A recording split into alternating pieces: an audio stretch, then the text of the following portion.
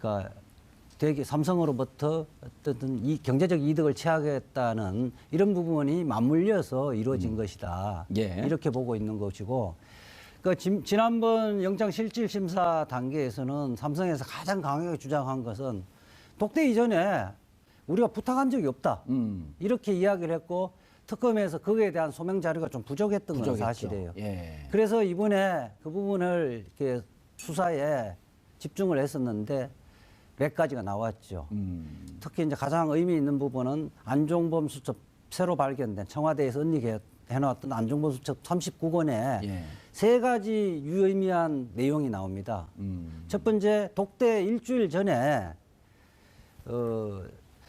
박상진 사장이 안종범 수석을 만나서 우리가 경영권 방어에 굉장히 취약하다. 정부에서 도와달라는 부탁을 했다는 것이 메모에 나옵니다. 아, 예. 독대 일주일 전에요? 예. 그럼 7월 25일. 7월 10일이죠. 7월 10일. 그리고 그거를 M&A 일주일 전이네요. 그렇게 되면 합병 그렇죠. 일주일 전. 합병 일주일 전. 합병 일주일 전이죠. 예. 7월 그렇게 10일이면. 하고 박근혜 대통령이 안종범 수석에서 합병 도와주라고 여러 차례 지시를 했고, 아하. 그다음에 장충기 삼성 그 미래전략실 사장이 안종범 수석에게 수십 차례에 통화를 하고 접촉을 한 근거들이 나옵니다. 예. 그렇기 때문에 사전에 자기들이 부탁한 것이 없다는 이재용 측의 주장은 이제 거짓말이 드러난 거죠. 그러네요. 예. 그것이 지난번 압수수색 그 영장 청구할 때는 밝혀지지 없었죠. 않았었나요? 없고 그 부분에 대한 소명 자료가 없었습니다. 예. 그다음에 또 하나가 이제 공정위 압수수색을 했잖아요. 예. 거기에서 성과물이 좀 있었습니다. 예. 공정위에서. 예, 합병 이후에 이제 순환 출자 문제를 해소하기 위해서 삼성 SDI를 주식을 매각해야 되는데 예. 처음에 이제 공정위는 SDI가 갖고 있는 삼성물산의 주식을 매각해야 그렇죠, 되는 그렇죠. 거죠. 그런데 공정위가 처음에는 1,000만 주를 이게 매각해야 된다고 이야기를 예. 했다가 최상목 경제수석 비서관이 500만 주를 좀 줄일 수 없느냐 이런 압박을 한 이후에 결국 최종적으로 500만 주로 줄었거든요. 예. 그러니까 이 부분이 사실은 아까처럼 경영권 승계에서 일련의 과정에서 도움을 준 거라고 본 거죠. 예. 알겠습니다. 예. 예. 지금 이제 이재화 변호사님 말씀하신 게 그러니까 1차 영장 기각됐을 때 기각했던 그 내용들을 이제 보완한 측면 아니겠습니까? 이제 예. 그때 이유가 대가 관계나 부정 청탁에 소명이 부족하고 그다음에 삼성의 지원 경위에 대해서 사실관계가 약간 좀 법리 다툼이 있다. 그리고 수사 내용의 어떤 진행이 부족하다. 그런 부분들을 이제 어떤 식으로 채웠냐 하는 부분이고요. 예. 근데 저는 이번 영장에서 이제 좀 신의 한 수는 예. 좀 다른 측면이 있다고 봅니다. 그러니까 어떤 측면이냐면요. 지금 이재용 부회장의 영장에 대해서 다른 대기업 회장들도 이렇게 정말 목이 예의주시하고 있죠. 예의 예. 주시하고 있는 가장 큰 이유는 뭐냐면 그동안에 모든 기업들이 막았던 패러다임은 강요죄예요. 예. 대통령의 청와대의 강요에 의해서 우리는 했을 뿐이다. 피해자다. 예. 피해자 코스프레로 전부 다 하고 있고 그 최전선에 이재용 부회장이 버티고 있는 거 아니겠습니까? 그렇죠. 그런데 지금 이제 이재용 부회장에 대해서 기존 사안에 대해서 이 뇌물죄 이 부분으로 만약에 영장이 떨어진다면 다 무너지는 거죠. 다 무너지는 다 거죠. 무너지는 그러니까 이른바 이제 미르재단하고 K스포츠 재단에 돈 들어간 거를 예. 뇌물죄로 하게 되면 나머지 기업들도 다 하는 거 그렇죠. 아니에요. 그런데 예. 지금 이게 법원의 최종 판단도 아닌 영장 단계에서 지금 부장판사도 아니신 단독 판사가 예. 그것을 판단하게 된다는 건 엄청나게 정치적 부담이 있습니다.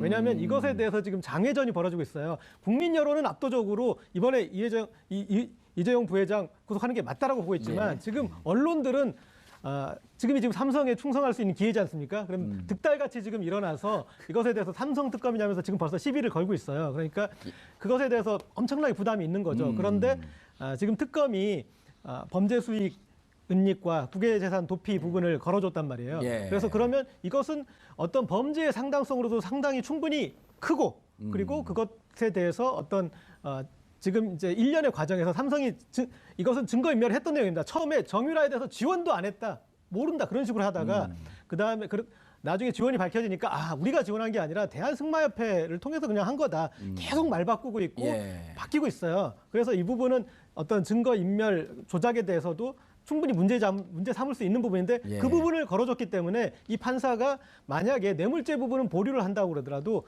이 부분으로 영장을 쳐주면 다른 부분에 대해서는 부담은 빼고 갈 수 있죠. 그 다른 부분은 기업들이 일단 한숨은 돌리겠다. 그러니까 진짜 중요한 그거는 진짜 따져봐라. 예. 그런데 이 영장을 담당한 판사가 이 부분에 대해서는 하겠다. 그러면 이제 아까 말씀하셨던 이제 그 한 5년 되면 이제 학교가 그 학사는 넘고 한 대학원 정도 되는데 대학원 과정에 해당되는 이제 그런 걸로 예. 진행할 수 있는 거죠. 박 교수님, 네. 이게 사실 미르재단과 K스포츠재단을 갖고는 계속 논쟁이 됐었단 말이에요. 네. 팔목을 비트는데 권력을 갖고 있는 사람들인데 우리가 어떻게 안 내냐. 그리고 좋은 뜻으로 한다 그러는데 우리는 강요다. 근데 지난번에는 사실은 특검 내부에서도 이견이 있었다는 거 아니에요? 네. 미르 K스포츠재단 돈을 넣은 거를 뇌물로 할 거냐 말 거냐 하다 결국은 다 누면서 나머지 기업도 잡으려고 했는데 이번에 뺐거든요. 신의 한 수라고 생각하세요? 3주 전에 제가 내기를 했었습니다. 예. 그때 손수호 변호사님 옆에 계셨는데 예. 구속되냐 안 되냐. 근데 예. 그 당시에 손수호 변호사가 6대 4로 안 될 것 같다 그랬었어요. 근데 실제로 안 됐거든요. 제가 10만 원 내야 되는데. 육사 출신인가요, 손수호 변호사님? 네. 6대 3은 육사인데. 근데 근데 이번에 변호사님들 의견을 이렇게 이제 예. 인터뷰를 쭉 보면은 상당히 가능성이 있다라고. 그러니까 예. 확률이 더 높아졌다라고 보는 부분이 이 추가된 두 가지입니다. 아까 고재혁 기자님 얘기하신 거랑 똑같은 얘기인데 예. 지금 이제 뇌물 공여나 횡령이나 위증 이거는 이제 강요에 의해서 어쩔 수 없이 냈다라고 하는 논리와 사실은 팽팽하게 맞섰는데 예. 이 재산 국외 도피라든지 범죄 수익 은닉은 이번에 추가 보강 조사, 그러니까 3주 동안의 조사를 거쳐가지고 예. 즉 이재용 부회장에 대한 구속을 할 수 있는 소위 빌미를 예. 삼성이 아니다라고 부인했던 거에 대한 증거가 나온 거거든요. 그렇기 때문에 이 부분 때문에 손수호 변호사님 방송 봤더니 5대 5까지 보시더라고요. 그러니까 지난번보다 많이 올라간 겁니다. 그래서 이번에 5대 5면은 조금 약한 거 아닌가요? 지난번에 6대 4라고 그러셨거든요. 예. 그래서 좀 뭐 이재화 변호사님 계시지만은 여기는 격해서 한 9.5대 0.5요. 100%라 그러잖아요. 네, 몇 프로예요? 100%죠. 그 지난번보다 그렇게 이번에 발부 안 하면 판사가 이상한 사람이어서 예. 그런 거죠. 고대 후배예요. 아니 뭐 고대 후배든 뭐 연대 후배든 간에 예. 그 교수님. 두 가지 추가된 게 신의 한 수다라고 하는 평가가 상당히 좀 일리 있는 얘기다라고 봅니다. 예. 그런데 재산 국외 도피 네. 이거는 사실은 외국한 거래법상 신고 없이 돈을 빼냈다. 이 쉬운 걸 왜 지난번에 안 받죠? 그게 이제 그렇죠. 이제 이게 이 법도 뇌물죄 넘고쳐 있어서 그랬나요? 횡령에 포함시켜서 예. 다시 검토를 안 했었는데 다시 이제 검토를 하니까 저기 특검이라는 게 충분하게 그 시간이 법리를 없잖아요, 검토할 지금. 시간이 없기 때문에 번개불에 콩쿠 먹듯이 해야 되거든요.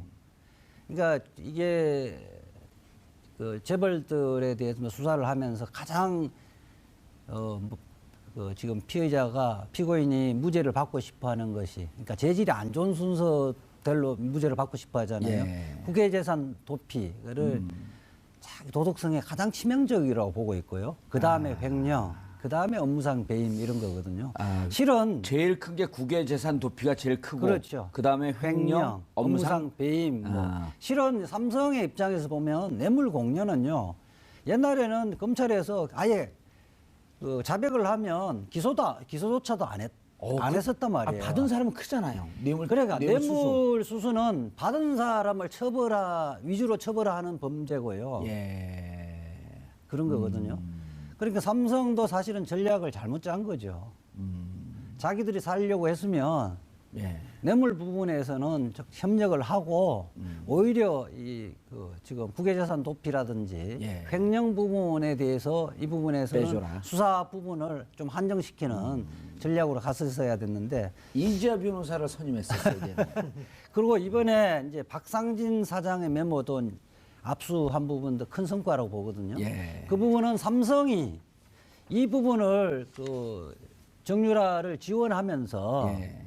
어떤 의미로 받아들여졌는가를 그대로 드러내주는 거거든요. 예. 그러니까 독일 가서 독일의 프랑크푸르트 호텔에 로고가 찍힌 메모장 3장이 발견됐잖아요. 그렇죠. 9월 27일이에요. 거기 보면 그렇죠. 예. 그걸 보면 딱 그렇게 돼 있거든요. 정권 교체 시에서는 이거는 검찰이 분명히 수사할 거다. 수사할 가능성이 있다. 예. 그래 되면 삼성은 폭발적이다 이렇게 예, 하면 예. 이거 난리 날 거다. 그래서 이 부분에 대해서 소수 단속을 해야 된다. 스스로도 범죄라는 거를 인식을 하고 행위를 했다는 거예요. 그러네. 그래서 이 메모지 한 장으로 삼성이 어떠한 합리적 변명을 하더라도 법원이나 앞으로 해서 재판하더라도 받아들여지기 힘들다는 겁니다.